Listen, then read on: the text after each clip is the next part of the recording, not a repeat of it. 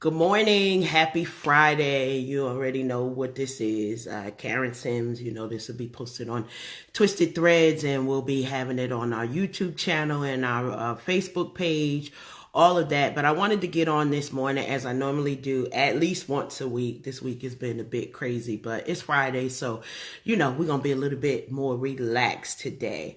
I had something that dropped in my spirit a couple of days ago, and I was like, I'm going to get on here, I'm on here now. So the title of this one is getting in the turning lane, and wanted to talk a little bit about that, and talk about how I got to it and how it's relevant, hopefully, to your life and can serve as motivation. And so, myself and what I do with Twisted Threads is really in an attempt to just motivate, empower, encourage everybody. As I always say, I encourage myself first, and then I try my best to encourage those others around me. So probably 2 or 3 things, and then I'm getting off here because I got a day job that I got to get to. So getting in the turning lane. I was driving on my way to work, and down here school is already out. And so we got smooth sailing, and it's like, great. I could get to work earlier. Why? Because all y'all babies in the bed sleep, at least down here. I know up north, y'all might have a few more days of school before you get to see things. Good morning, Tracy. So I go to drive, and my drive is a straight drive. I make one turn from my house out of my parking lot driveway, and then I make one turn into the job parking lot.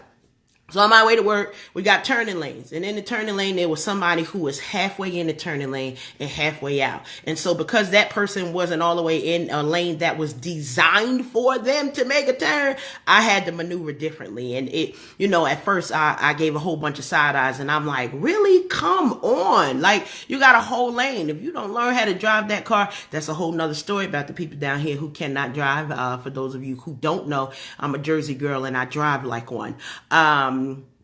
Take that as you want to. But I first got a little upset about this person not taking full advantage of the lane that was already prepared for them. And then I thought, how many of us really don't always think about, morning cousin, don't always think about us getting in our actual lane, like our God-designed lane that we have for ourselves. And some of us, we so busy. I know girlfriend Tracy is a multi-talented person, and she got a whole bunch of lanes that she can operate well in. But we each have to make a decision on what's going to be our focus today. And maybe that's our blessing for each of us. We're multi-talented. We got a lot of things that we could do, but when it's time to be a mother, that's the lane that we're in. When it's time to be a wife, that's the lane that we're in. When it's time to be an activist, that's the lane that we're in. When it's time to go to work and give our bosses what they need, that's the lane that we got to work in.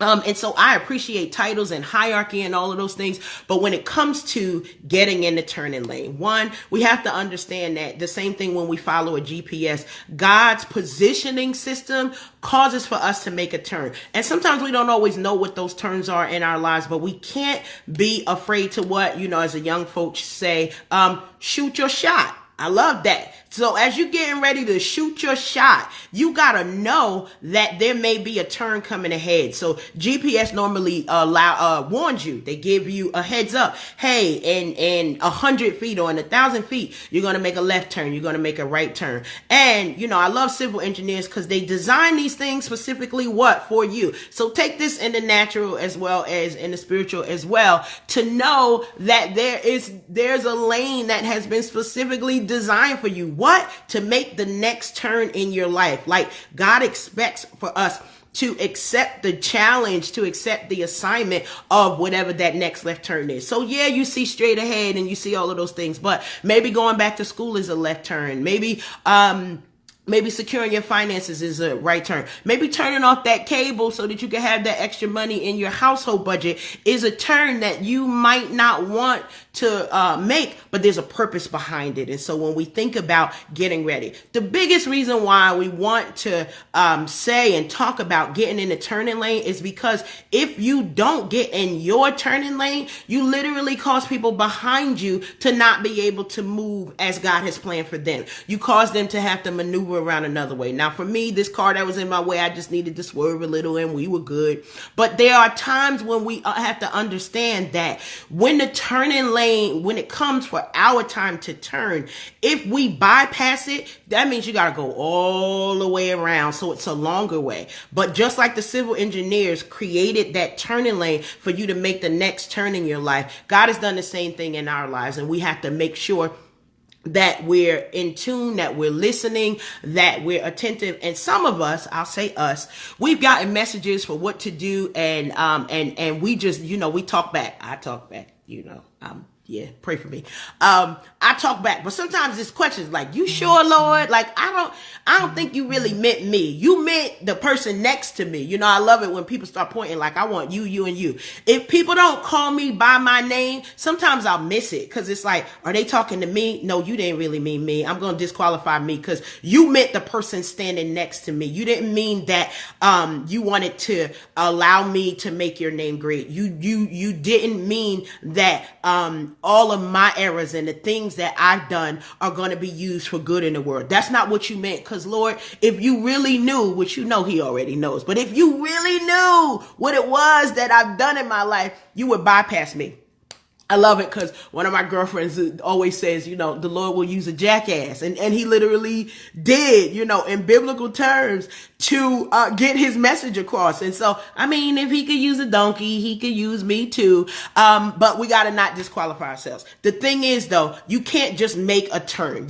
When it comes time for you to get ready for a turn, you got to maneuver. And so if you expect for the turn to come, you're not surprised. You put your turning signal on. Well, most people, okay, down here, they don't know what a turning signal is, and probably other places, they just don't. They drive how they want to drive. That's a whole nother story. You put that turning lane on so that people know you're about to make a turn. So that means that, maybe your closest friends needs to know, hey, look, I'm about to make a move. I need you to pray for me. I've done that. I've got people in my circle who are praying for me right now because I'm like, ooh, this getting heavy. I'm not really sure. I'm questioning myself, but I'm in awe of what God is allowing for my hands to touch.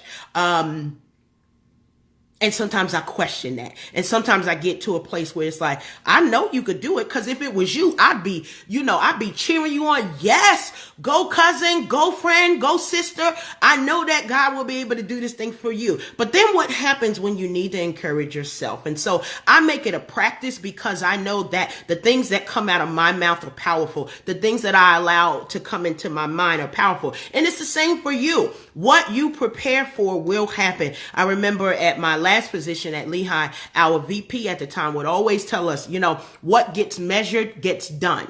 When you measure things, when you see where you are, when you evaluate your current position and where you want to go, you will get there. It's the way your mind works. Like literally, this is psychology around it, but biblically as well. Like, faith as a mustard seed. It's a real big thing.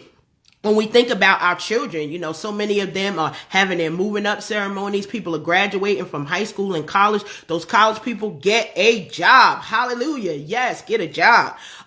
Some of y'all young people too, get a job. Y'all can work and go to school. I know certain people are like, no, you can't do that. I know a family on here whose daughter was an athlete, in activities, had a part-time job, and still had like a 4.25 grade point average. You could do it when you put your mind to it. And when I see that stuff, it excites me. So we're talking about getting in the turning lane.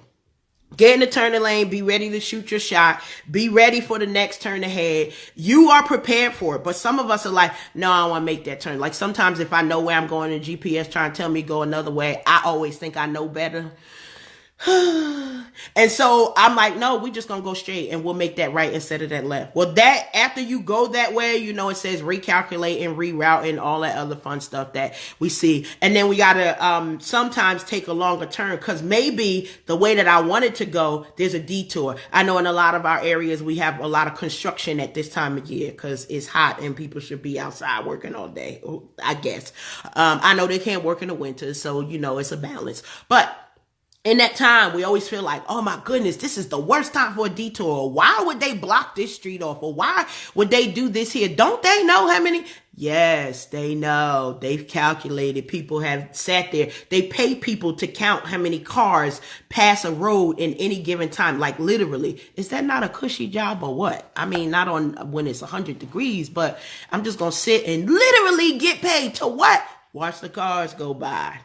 Watch the tram car. I need a trip to the shore. Anyway, don't block others around you. Be conscious of where you are. Be conscious of what it is. Be conscious of your turning lane ahead and get in your full lane. Don't be halfway. And I know, we talk about being lukewarm or, I'm going to be halfway committed to, the vices that we have, AKA sin. I know we don't like to say that word. Or I'm going to be halfway committed in the church, or I'm going to be halfway committed to the job, and I'm going to be halfway. Ooh, that's for me. Yes, Lord. And halfway committed to additional personal aspirations. Whatever that thing is, like, you got to be fully committed to it. Right, Suzette? Yes, Sue. Minister Sue. Yes. Get in your turning lane. I know, you can talk about me later. Assume the best intentions of folks. And I think a lot of us have to get healing of our hearts and our minds. And I say it for me too, partly because I'm a Jersey girl, partly because of the experience that I have. We all need to have discernment, but sometimes I know that I side-eye people that I don't need to. I will side-eye them and be like, say what now? And they might be trying to give me something good. And it's like, you talking to me about what? I'm sorry. You saying what to me? And so I will continue to let them speak. But I also am a person who, because I'm upfront, and this is just something I learned, that if I know that you're trying to shrink back, I am going to not let you be like, ooh, time out. You trying to get a pass. Nah, we're going to swing back around and get to you. So that's what I wanted to say this morning. Get in the turning lane. Expect the blessings to not just come to you and chase after you, but be prepared for them, because I know a lot of you on my timeline, we are doing a lot of things in our life. Maybe it's relationship. Maybe it's business. Maybe it's getting our house in order. Maybe it's getting into ministry. Whatever it is, we got to understand that some things, some parts of our journey are going to require a turn. And if we set ourselves up for it. So the final thing I want to say, and then I told you I'm going to work, is, it's travel season. We got a lot of people traveling. This is the thing that come to my mind. When you go to the airport, and I know my dad will be one, like, he'd be like, oh, your flight coming at 10, I'll be there at 8:30. What for? Anyway, that's how he roll. It's good, old school. And then he go, and the board says expected arrivals, expected departures. Literally, we got a whole TSA system, or whatever they call that, aviation. I don't know, all that. I just know on expected arrivals, understand that that's also a concept that we should be living by. That our arrival at a particular place, Tony and his wife are brand new authors. Like, when I first met him, I don't know, maybe he thought he had something to write about, but experience came, and now he and his wife have had experiences that they could share with other people, and now he is an author. How about that? I got an author on my friend's list. Okay, I got a couple authors on my friend list, but he's a brand new one, so I'm gonna celebrate him. Expected arrivals. Where you're going, there's already been a plan made for you.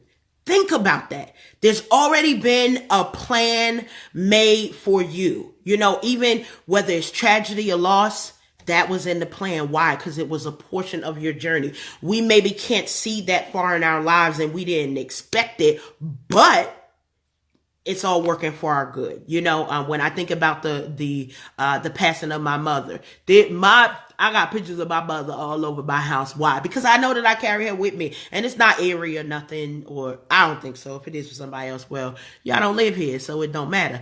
But I love to see pictures of her smiling, because I remember her suffering. And I know that's not a message that most people would, want to say, but I get to switch those memories so that, when sadness would come about her not being here, I got a picture of her right over there, and she's smiling young before I got here, and she's smiling a little bit older after I lit up her life.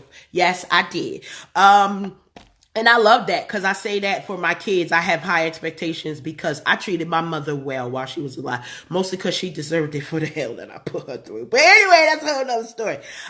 When we think about things that make us happy, that bring us joy, that we know that we are the answer and the solution for somebody's sadness, for somebody's issue in their life, then we get an opportunity to say, okay, what will I do today? So I'm looking to be a blessing to somebody today. I hope that you are. And the thing is that as you open your hand to be a blessing, look, it like rains blessings on you. And I don't know how you could not be excited about that. Like when you're telling your story, when you let people know, hey, look, I was in a bad relationship, but I recovered. I don't know why that relationship thing is coming up today, but I was in and sometimes the bad relationship can be work related. Okay. Understand that bad bosses or bad job experiences will jack you up in a way that it takes a long time to recover. Why? Because we have grief counseling. How about that? We've got counseling for our children. Lord, I need counseling for the kids. Anyway, but we don't always have counseling for what happens if you experience abuse or a bad situation or harassment on the job. So that's another thing. I don't know who that's for. That's not my testimony, because when people start, well, I leave.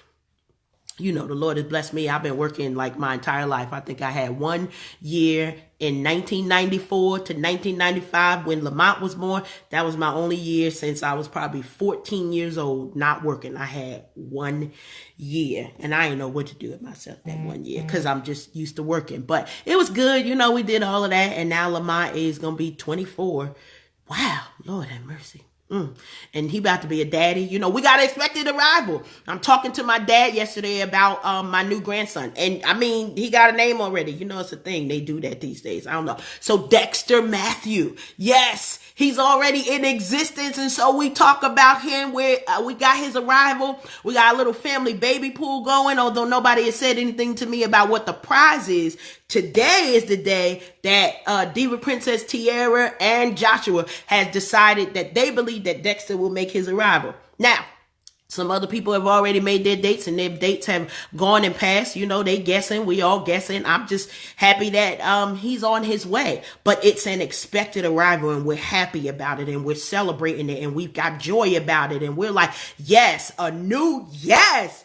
I am so excited. My second grandson, you know, I love the princes, you know, the divas. I love them too, because they keep me rocking, because I see myself in them every single day, from attitude, from the words that come out of their mouth. I even hear Linda every now and then be like, ooh, she couldn't even help it. You can't put her on punishment. That's in her DNA. Sometimes they bossy. They get that from their Mimi. Yeah, they do. But I love them and we're preparing for them to come and they better not tear up my house though, because I will drive them right on back. Yes, I will. But I'm happy to see them and we're planning and preparing. Prepare for good things. Make space in your life for good things. And guess what? They will come. Yeah, that's it. I think that's it. You all have a good day. Have a great weekend. I got some exciting Karen news to share probably Monday or Tuesday, because God is doing some amazing things in my life. And this is a personal aspiration, nothing having to do with business yet, but it's working on some stuff and family legacy and building and, you know, leaving a blueprint and some footprints for my queen and kings to follow. And so I'm excited about that. It's Father's Day weekend. Celebrate the men in your life. If they are not good fathers today, encourage them to be better fathers tomorrow. I don't believe in man bashing. Why? Because I birthed men. And so I believe that there is life and there's potential and we get to speak it. We get to be it. I've had a great father in my life, my biological father. I've also had great uncles and my godfather, you know, so many people and men that took the time to say, all right, daughter, all right, niece, all right, sister, all right, friend, and imparted in me. So happy Father's Day to all the dads. Y'all know y'all gonna be working this weekend. Get on the grill and kick something out. Save me a plate. I love y'all. Have a great, great, great, great day. Love you, Tony. Praying blessings for you and your family as you continue with your venture to get your story out for Sean Vincent. I bless God that he gave you an opportunity to walk through that testimony. And I know many lives will be blessed. I love y'all. Look, this is me all day. You might get loud, you might get soft, but every day I am blessed to be all me, all Karen. And what do I say, people? Everybody needs a Karen. Have an awesome day. Love you.